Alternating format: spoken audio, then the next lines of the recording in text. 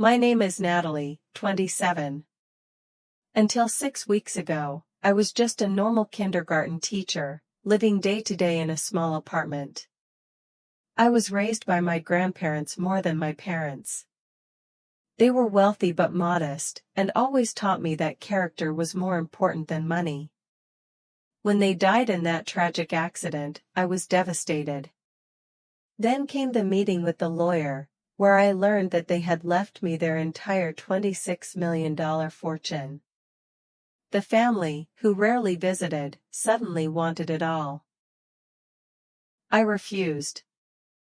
If you want to see money show the true colors of people, follow this story. Before I continue, let me know where you are watching. Like and subscribe if you want to hear more stories about standing your ground when your family shows their true colors. Growing up, my parents were physically present but emotionally absent. My father, Richard, worked up to 60 hours a week to climb the corporate ladder. My mother, Diane, spent her time socializing in the right circles. Family meals were rare, and when they were usually found engrossed in work calls or social plans. They provided the essentials, but warmth and guidance were absent. From the age of 5, I spent weekends and summers with my grandparents. Their small 4-bedroom house became my true home. Despite their wealth, they lived modestly. Their 3-acre vegetable garden yielded vegetables, and Harold taught me to grow tomatoes and zucchini. Elizabeth taught me how to make cookies from scratch and sew on buttons. They came to school plays and soccer games that my parents missed. My grandparents built their fortune from scratch. They started a small logistics company in their garage in the 1970s with just a truck and a dream. By the time I was born, Alexander Logistics had grown into a regional powerhouse with a fleet of 200 trucks and 5 warehouses in 3 states. But their wealth was unimaginable. My grandfather drove the same old pickup truck he'd driven for 20 years, and my grandmother clipped coupons and shopped for clothes on sale. They told me, money is just a tool, Natalie, don't use it to measure your worth. Use it to build something meaningful, not to impress people who don't matter. This philosophy was the source of conflict between me and my father. As the only son, he had always assumed he would inherit everything and live lavishly. He resented his parents' thrift, calling them stingy and old-fashioned. What he saw as deprivation, they saw as valuable lessons. They paid for his college but made him work summer jobs. When he graduated, they helped him buy his first affordable home, not the luxury condo he wanted. The relationship eventually fell apart when my father demanded a high-ranking position in the company despite having no relevant experience. They refused, telling him to work, not get preferential treatment. He left for another job, and the relationship was no longer intact. The way they treated me was different. They fully funded my education, and I graduated without debt. They encouraged me to choose a career based on passion, not money. When I decided to become a kindergarten teacher, they were really happy, even though the salary was much lower than the minimum wage. Throughout my adult life, I have maintained a close relationship with my grandparents. We have regular Sunday dinners. I helped them get used to new technology, set up their smartphones and make video calls. They showed me their family recipes and told me stories about their youth. During the holidays, I always stayed with them and did not go to my parents' house, which upset my mother, who considered it a personal rejection. I lived in a 1-bedroom apartment about 20 minutes from my grandparents' house. It was small but cozy, with old but unique furniture and lots of greenery. My salary at Sunshine School was just enough to cover my living expenses. I found joy in simple things like reading at the library, hiking in state parks, and volunteering at animal shelters. My grandparents respected my independent lifestyle, occasionally giving me practical gifts like new winter tires or a high-quality blender. 6 weeks ago, everything changed. I was grading papers on a Tuesday night when I got a call from the police. My grandparents had just left their favorite diner when they were hit by a drunk driver and killed instantly. The police said they weren't in pain, but that didn't comfort me. The funeral was a nightmare. I remember my parents making arrangements, arguing with the funeral staff over the costs. My brother, Jason, flew in from California but was glued to his phone the entire time. Aunt Pam cried for pictures, but stopped when she turned off her camera. Uncle Steve just stood there like a shadow behind Aunt Pam. They hadn't visited my grandparents in years, but now they were pretending to be sad. I was just in shock. The only people who understood and supported me were gone. The warm, welcoming house was empty. I couldn't go in after the funeral. Instead, I went back to my apartment and asked for leave to think about the present. 2 weeks later, I received a call from Matthew Goldstein, my husband's friend and legal representative. He asked me to come to his office with my family to open the will.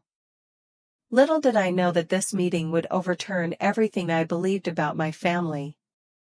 The day of the will opening was a gray, drizzling rain, making me feel even sadder.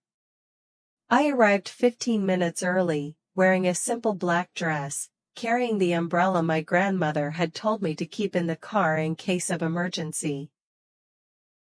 The law office was located in an old Victorian building in the city center, with warm wooden furniture and leather chairs. Matthew treated me kindly, shaking my hand gently. He had been my grandparents' best friend and lawyer for more than 30 years. My grandparents were extraordinary, he shared. I will miss their weekly chess games and their lemon cake every time we met. The sincerity made my eyes sting. Before I could say anything, the glass doors swung open and my whole family arrived at once. My father, Richard, walked in first, glancing impatiently at his expensive watch. He was 56, looking like an older, colder version of my grandfather, but lacking the warmth. My mother followed, her designer handbag probably costing more than my monthly rent. My 25-year-old brother, Jason, wore sunglasses indoors and a wrinkled shirt half tucked into his jeans. Behind them, Aunt Pam was talking nonstop on the phone about something at a high-class club, while Uncle Steve stood in the corner, looking around strangely. They had been married for 20 years, but I rarely heard him say more than a few sentences at family gatherings. "Get this over with, I have business to attend to," my father said without even saying hello. Matthew smiled faintly. Then he led my father into the conference room. We sat around the large wooden table, tense as if the atmosphere was heavy. My father sat at the head of the table as if to show his superiority. I chose a seat near Matthew. My mother sat next to my father, Jason next to Aunt Pam, Uncle Steve opposite them. Before Matthew read the will, he affirmed that his parents were sober when they made it last year, careful in their consideration and clear in their decisions.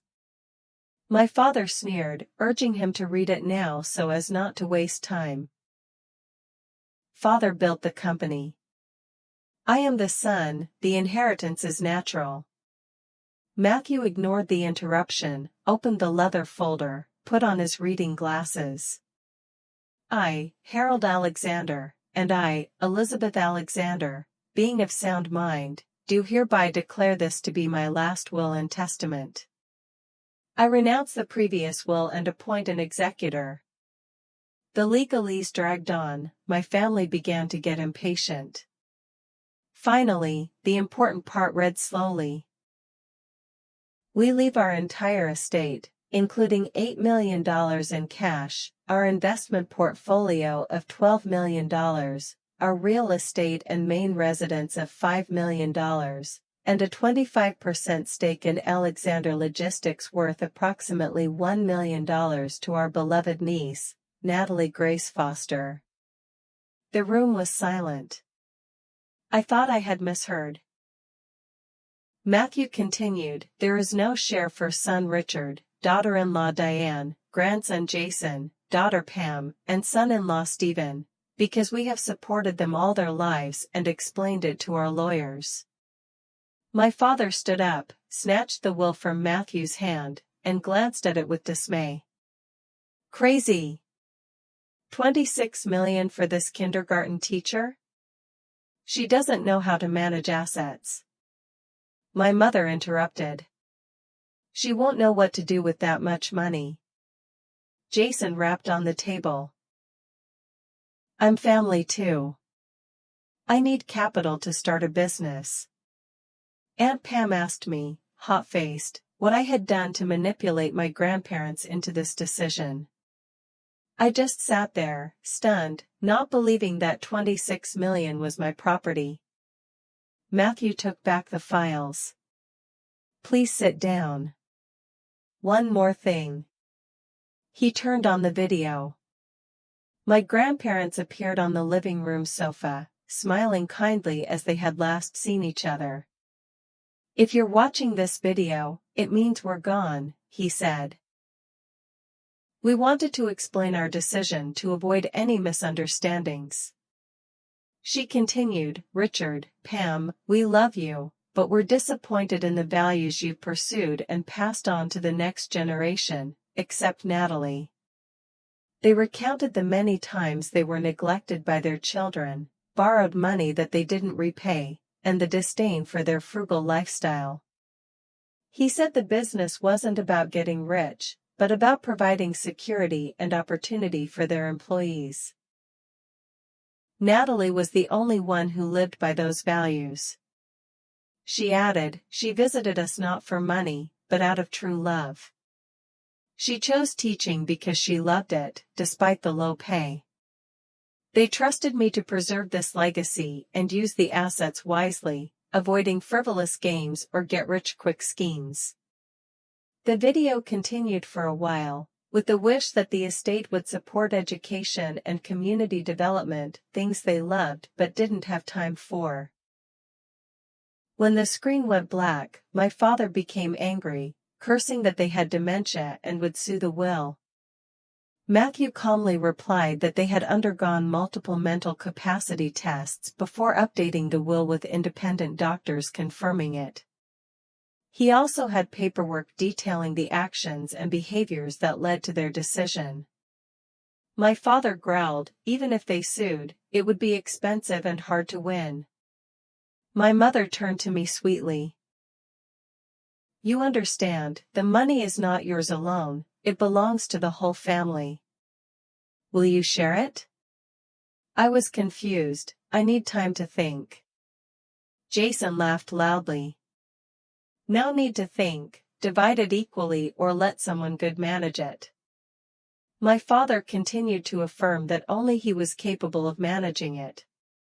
As the discussion grew more heated, Matthew gently reminded me that I didn't have to make a decision right away, and suggested that I go home and think about it. The office would take care of everything.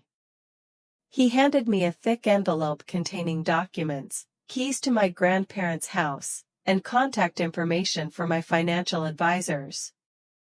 The meeting broke up in chaos with threats of lawsuits and accusations. As I left, my father gripped my hand tightly. "This conversation is not over. Come to our house at 6 tonight. We have to settle our family." His tone left no room for objection. I nodded stiffly, too tired to argue.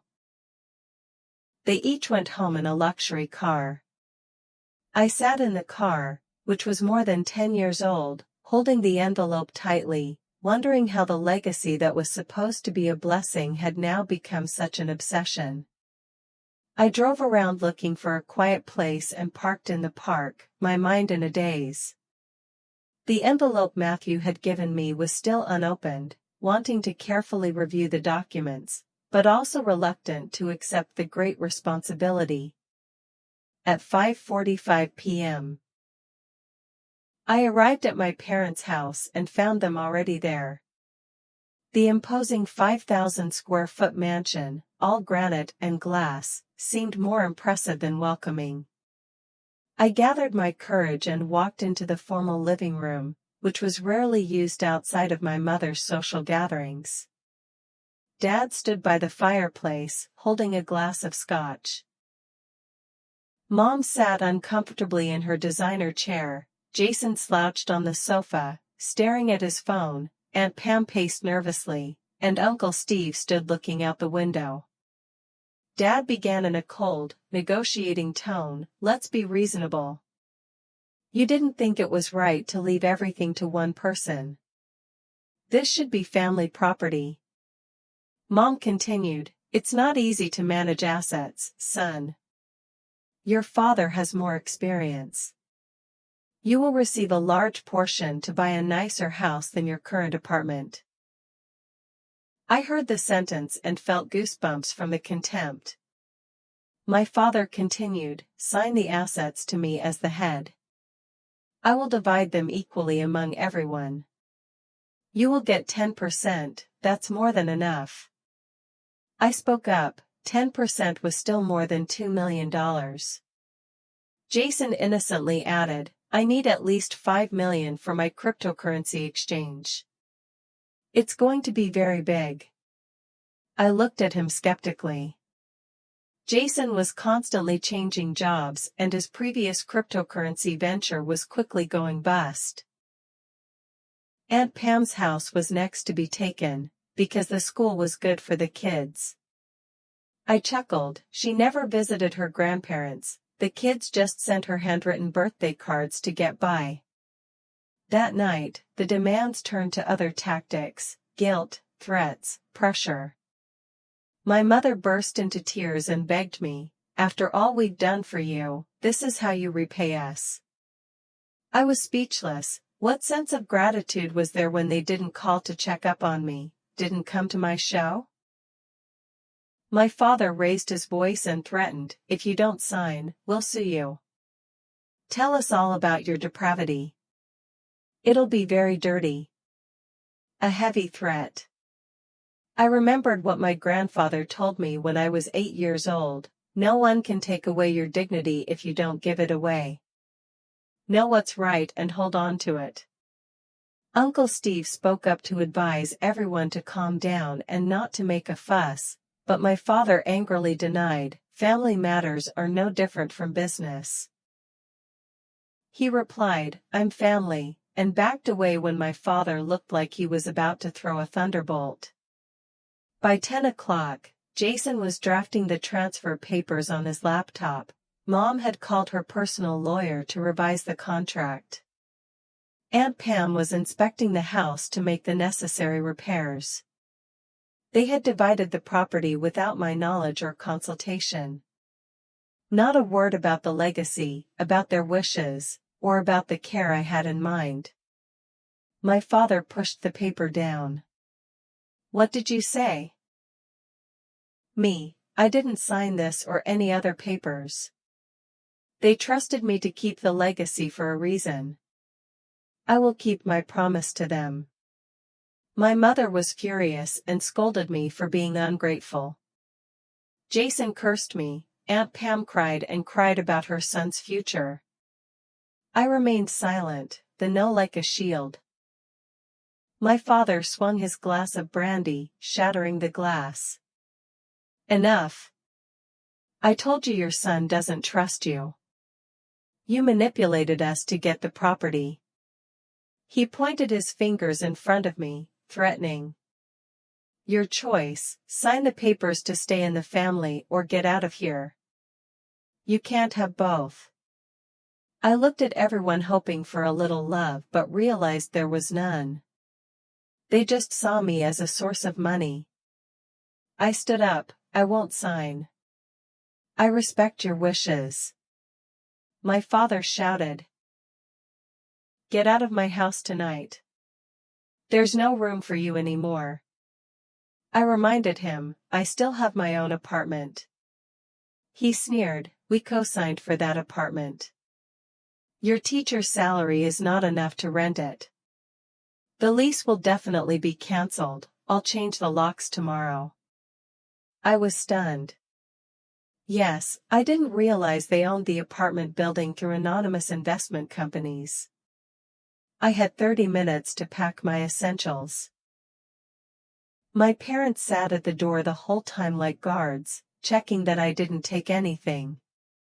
They called a lawyer to sell their house, saying I wasn't family, I was a child forced to hold on to them when my parents wanted a divorce. My mother called me a failed investment. Jason said I would regret it when I had no one by my side and the money would run out quickly. I didn't cry in front of them, keeping my resolve. This was all my stuff. My father sneered, don't think about coming back. Anything left behind tonight will be donated or thrown away. I took her blanket into my bag, leaving nothing behind. With 3 bags on my shoulders and 1 in my hand, I went downstairs. No one helped me. At the door, I turned back one last time. They stood in a line, their faces showing all sorts of expressions, anger, disappointment, satisfaction. My mother said, you may have money, but family is forever. You will understand what you have lost. I replied softly, no one throws away family, you do. I closed the door and went out, a feeling of emptiness coming over me. Parking my car on the street, I was shocked to realize that I was homeless. My apartment was gone, my family had abandoned me, and no amount of money could warm me. I burst into tears, sobbing in my car. I grieved for my grandparents, for my failed family, and for myself. Suddenly remembering the envelope Matthew had given me, I opened it and saw the key to my grandparents' house with the familiar little rabbit keychain. I drove toward my grandparents' house, my heart torn between the desire to return home and the fear of entering a house without them. The porch light was still on, probably set by my grandmother. I sat in the car for a long time before I tiptoed to the door and unlocked it with trembling hands. The air smelled of lemons, herbs, and the polished wood that my grandfather cleaned every Sunday. I turned on the light, but no one called. The house was painfully quiet. I went into the living room and put my bag on the bed. Everything was exactly as it had been the last time I visited last month. The books were open, the towels were folded, as if my grandmother was waiting for me. The overwhelming nostalgia and emotion made me nod my head before falling asleep on the old bedsheets.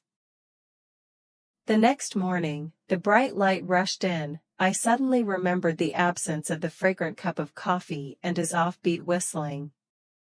My phone buzzed with messages and calls, mostly from my parents, threatening and pleading. My mom promised, we can work something out. My dad threatened, you have 24 hours to think about it before suing. Jason said, the big house is over.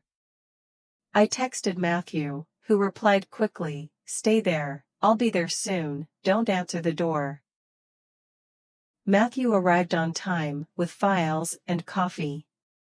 He said my family had contacted several lawyers to prepare for legal action.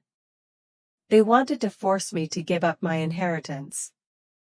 He handed me the papers, including the title to the small villa 20 minutes ago, an asset and a trust for me that my father didn't know about. Matthew also said I wasn't alone. My parents had anticipated this scenario and had built a network of friends and loyal employees around me. Just then, there was a knock at the back door. Carlos, my grandparents' housekeeper and repairman for 15 years, appeared. He asked me in a gentle voice if I needed help and claimed to be the one to look after me while they were away. Together with Matthew, Carlos told me about the true feelings my grandparents had for their loved ones and who had taken advantage of them. He revealed that my father and brother had appeared after the funeral and stolen many valuable items, all recorded by security cameras. Carlos took me to my grandmother's study, where there were many diaries documenting the family's situation. I opened them and read notes about the times my father had asked for investment money, was rejected, and then wrote harsh words about me and my grandparents. My family had long been involved in the property and had tried to claim it without regard for my grandparents. Then there was Mrs. Dorothy, the maid who had been with the family for 20 years. She hugged me and cried, saying that I looked exactly like my grandmother when she was young. Gradually, many of my grandparents' acquaintances came to support me, helping me understand the company, finances, and the surrounding community. Everyone loved my grandparents and treated me with sincere respect. The next day, my family continued to threaten me, making a date to come back to get the property back. I handed it over to Matthew. He prepared a restraining order, a cease and desist letter, and the necessary legal measures. When they arrived, it was not only me and Matthew, but also a judge, a police chief, a financial advisor, a longtime employee of the family company, and each of them had evidence against my parents' actions. My family was at a disadvantage, although they still argued. The judge affirmed that the will was carefully drawn up, with sufficient evidence that they could not win the lawsuit. I announced the conditions for maintaining family relations based on respect and stopped the lawsuit. The group left ashamed. I did not feel victorious but almost empty, a real loss of family. But the judge comforted me that my grandparents would be proud of me not only for winning but for the way I kept the family line, personality, and principles. The story of my family ended, opening a new chapter with a peaceful and close-knit community, inheriting the love and values passed down by my grandparents. Half a year passed, and I learned and adapted to my new role. I was still the passionate kindergarten teacher, investing in my grandparents' foundation, helping poor students, funding arts education and vocational training, values my grandparents believed in. I oversaw the logistics company, ensuring they maintained ethical practices and good employee benefits. My grandparents' house, initially cold, became warm and full of laughter, with Sunday parties that brought together friends and my new family. My biological family was cold, only showing up when they needed money or advantage, but I kept my distance, not trading my legacy or respect for it. I found my family in those who loved my grandparents and me, in shared values, in genuine affection. One autumn morning, I visited my grandparents' graves, brought fresh flowers and sat by the stone bench. I told them about what I was trying to do to fulfill their legacy, about scholarships for talented students who had been deprived, about the company and the community. The wind blew through the yellow leaves, the scent filled with warm memories. I felt their presence more strongly than ever, knowing that the legacy was not simply money, but a legacy, a mission of love and awareness. How might my story be similar to yours?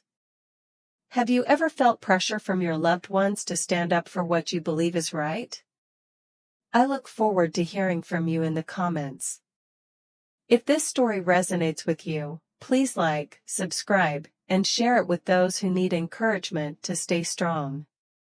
Remember, family is about love and respect, not obligation or exploitation. Thank you for listening to my story. I hope you have the courage to stand up for your values despite life's challenges.